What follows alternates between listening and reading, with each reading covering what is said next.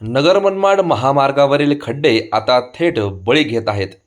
गेल्या आठवड्याभरात 3 जणांचा मृत्यू झाल्याने आधीच परिसरात संतापाचे वातावरण असताना आज बुधवारी सागर साहेबराव रंधवे वय 29 वर्ष राहणार आगस्तखांड तालुका पाथर्डी जिल्हा अहिल्यानगर हल्ली राहणार भगत वस्ती भोसरी पुणे या तरुणाचा चौथा बळी गेलाय.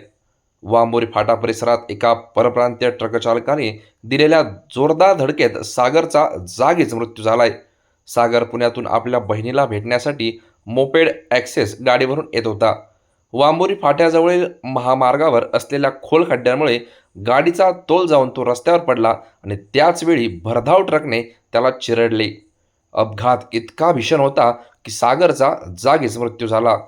ही घटना पाहून नागरिकांमध्ये तीव्र संतापाची लाट उसळली आहे. मागील आठवड्यात सेवानिवृत्त शिक्षक प्रकाश साबळे यांचा राहुरी खुर्द, सुभद्रा जगधने यांचा विद्यापीठ परिसर येथे तर ज्ञानदेव बलमे यांचा डिग्रस फाटा येथे अपघात झाला होता. यामध्ये तिघांचा मृत्यू झाला. त्या घटनेमुळे परिसरात ठिकठिकाणी आंदोलन सुरू असतानाच आज पुन्हा चौथा बळी गेला आहे.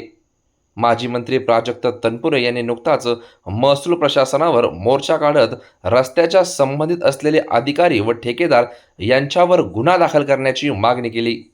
आज सकाळी देखील नगर मनमाड कृती समितीने रास्ता रोको आंदोलन केले. यातच पुन्हा आता पुण्यातील एका तरुणाचा चौथा बळी गेल्याने आंदोलन आणखी चिघळण्याची शक्यता आहे. प्रशासन यावर काय भूमिका घेते याकडे सर्वसामान्यांचे लक्ष लागून आहे. आवाज जनतेसाठी श्रेयश लोळगे, राहुरी शहर.